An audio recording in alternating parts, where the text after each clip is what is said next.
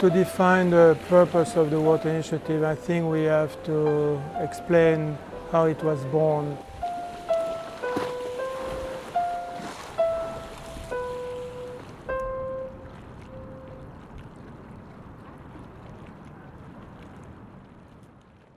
It is basically a response to a call of African water ministers during the preparation of the World Summit on Sustainable Development in 2002. Thank you. The purpose was to set up a strategic coordination mechanism between the European Union member states and the target countries for development cooperation worldwide. Since the other regions came on board, it was also interaction between different regions, different regional programs, looking for possible exchange of lessons and experience. At the start of the EUWI, it was decided it would be a multi-stakeholder process. So one of the things that were agreed on was that there would be, besides the member states, there would be a representation of the NGOs and civil society organizations that are actively involved in water issues, of the local authorities and of business. And the NGOs would have 3 seats on the coordinating committee. The main achievement was that, first of all, it was really globally. So we have different components in the Mediterranean, in the ECA region, in Latin America, and in Africa. So it achieved a real global coverage. That the different regions had a communication with each other and an exchange. That there was a much better technical exchange of experiences than before. And there was a lot of additional resources mobilized. Yeah, not only the EU Water Facility, but also from member states. From member states, they put much more funding on it. Or the European Investment Bank, for example, they prioritize water much higher on their agenda. We're happy to acknowledge that the European Commission has been a front-runner in the reform of water policies, and a number of policy instruments that our member countries are considering actually were initiated by the European Commission. And the EU Water Initiative is a very effective tool to promote and disseminate this expertise of the European Commission on the reform of water policies. Some information about their activities. There are a number of financial mechanisms which are attached to it, which facilitate the implementation of a program over a long period of time. And that's what it takes to reform water policies. We should publicize the EU Water Initiative and its already remarkable achievements. One of the already existing best examples which tackle the same or which focus on the same objectives as the Water and Sanitation Sustainable Development Goal should focus on. The ICA working group is a group of EU member states and ICA countries. But also in this group participate civil society, representative of civil society, private sectors, and international organizations active in the reform of water policies, as well active in the region. At present, this group is chaired by Romanian Ministry of Environment and Forest. OECD and UNEC facilitates the implementation of program of work in ICA countries. The main vehicle of our program of work is national policy dialogues, which are a process which is demand-driven, meaning that ICA countries ask us to facilitate the reform of different aspects of their water policies. And through the national policy dialogues, we invite the main stakeholders involved in the reform to exchange views, share ideas, and facilitate the development and implementation of the reform.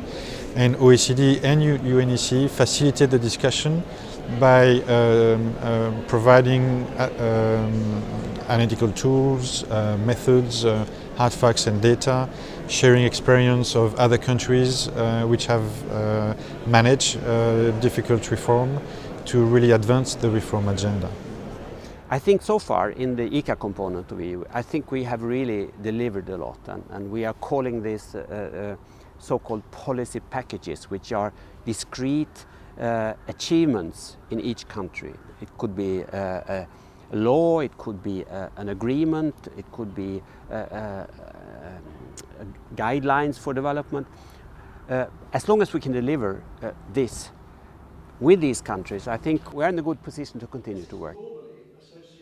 UNECE has set up a river basin council for the Chu river in Kyrgyzstan, which is a very complex achievement in that particular area, and the council was set up in 2010, and now UNECE is facilitating the development of a river basin management plan.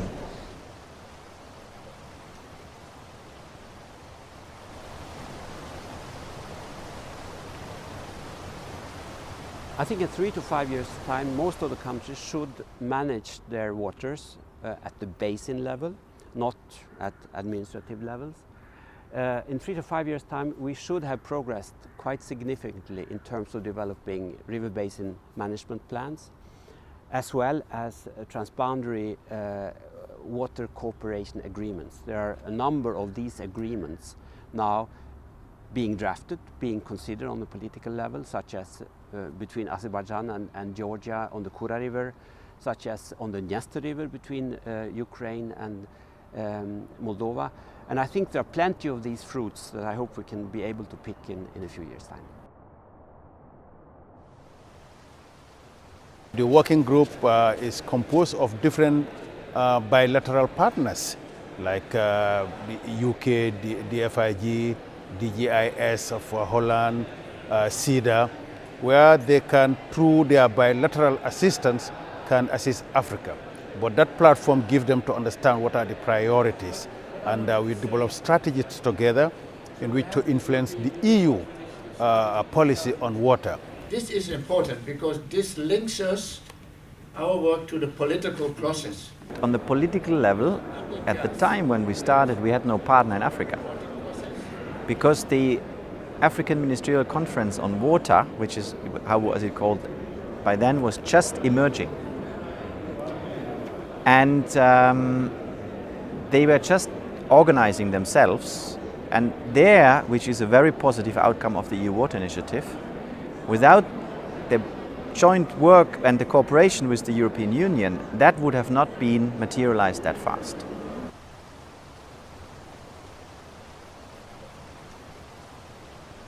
The EU has provided about 3 million recently to assist AMBO. AMBO is an organization of all the river basins in Africa, to assist them to implement their strategy in managing the transboundary river basin. So the European Committee and their partner member states are directly assisting some of these river basins. The input from the NGOs was actually a whole new experience for the governments of Africa. They were totally not used to work with NGOs and civil society. It just wasn't in their scope. So apart from the goal, to get sanitation in there, it also gave them a totally different perspective of how they could work also with their own NGOs and civil society. Sanitation, as I said before, I'm convinced it would not have been on the agenda so prominently and so well advanced with the Ecatini Declaration, with real commitments from countries to put in budget and efforts to do something about the situation in their countries. I think a lot of it is the doing of the EUWI and especially, of course, the Africa Working Group.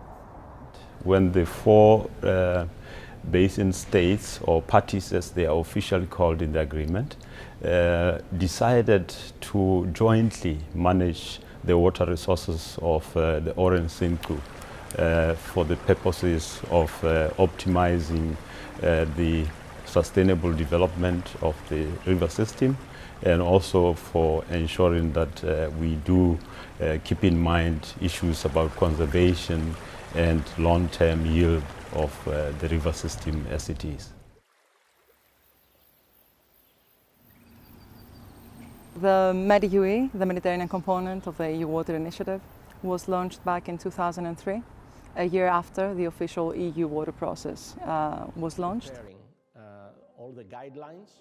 The outcome, when you actually manage to get the different stakeholders together, and you don't do this on a one-off basis, but it's on a regular basis, and you see them that they keep on coming and attending and providing feedback, and they want to be engaged, and that they criticize and they provide their viewpoints, and then they're having a debate when debate is not exactly a usual phenomenon, at least for the south and east part of the Mediterranean.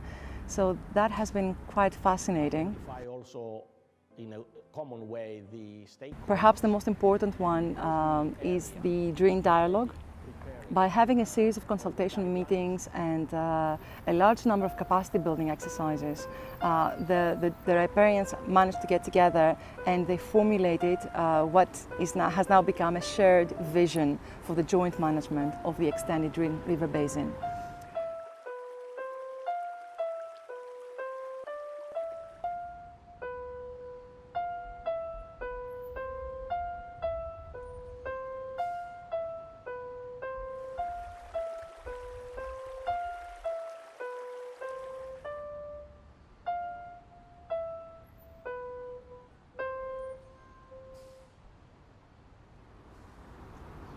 The overall objectives of the research working group has been to coordinate European research in water related to developing countries.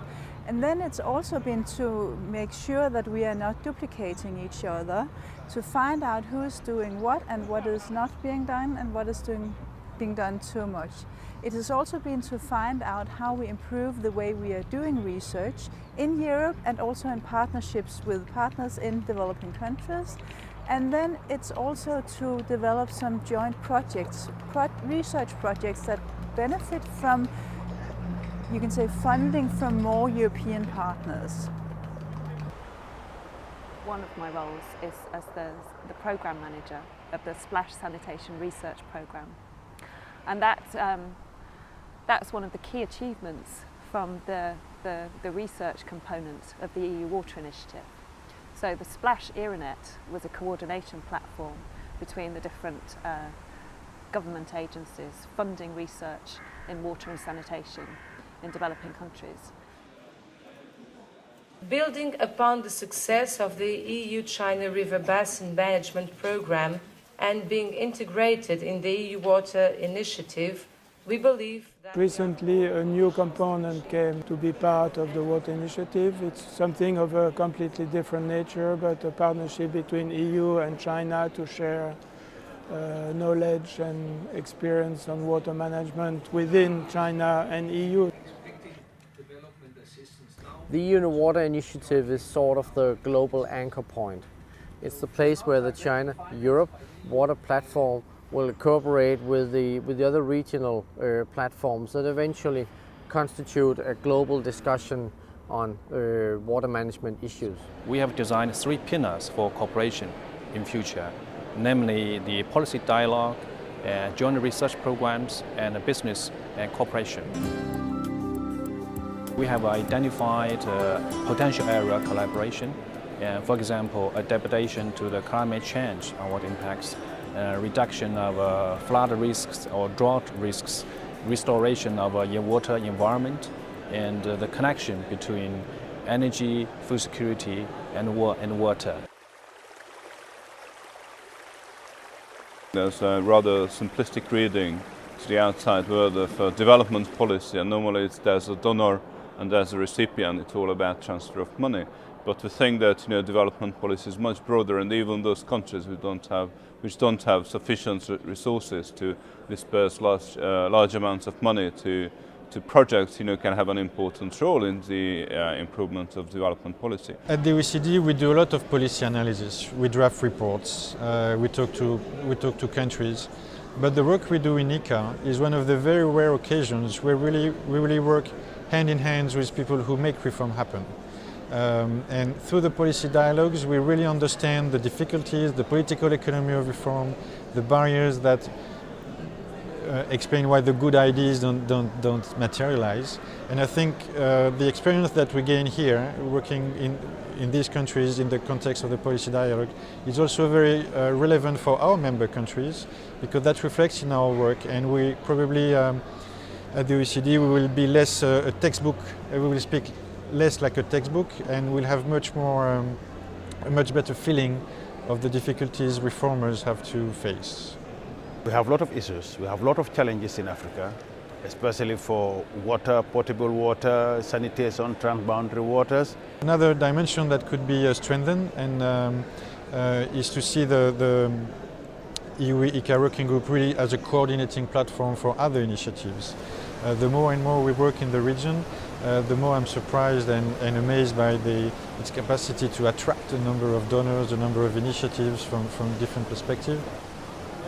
You can see also here in Stockholm how much large corporations, how much the private sector is at the moment interested in water, because they see it as a business risk. And the EU Water Initiative could provide this platform also in the future to cooperate much better, but with the big water users, with the chemical industry, with the beverage industry. They all produce there, they all have operations there. We have an infrastructure platform to facilitate coordination and make sure we all play we all go in the same direction and we'll converge. And that may be an additional role, that may be a role that the ICA working group could play better in the future to facilitate coordination of different initiatives from different actors. We have noticed that the EU strategy and priority is shifting, and water is not becoming a priority anymore. We have actually some projects that are ready to be launched when we get funding for next phase. We have background material for new joint call. Our first one on sanitation has been very successful, and we have the material to launch another call on IWM and decision support systems. And we need the water initiative to take to the next phase to be able to continue our activities. We'd like to influence that. We'd like the Africa Working Group to talk to the EU. They are the member states to say that if we want to help Africa, we need to include water as part of our priority. Because if it is not in the EU policies, they will find it difficult to act in Africa when it comes to water and sanitation. We would like to see the relationship as a long-term relationship, say beyond 2015, if possible. It's an instrument that combines the expertise of the Commission, the experience of EU members, and that make it a very convincing mechanism to reach out to non-European countries or to a larger audience. You can't have a hit-and-run approach where you deliver a report and you move. If you really want to make reform happen, you have to stay with the countries, you have to work hand in hand, see what are the barriers they have to face, and the EU Water Initiative provides just that framework and a lasting perspective so that we can really help and have an impact on the ground.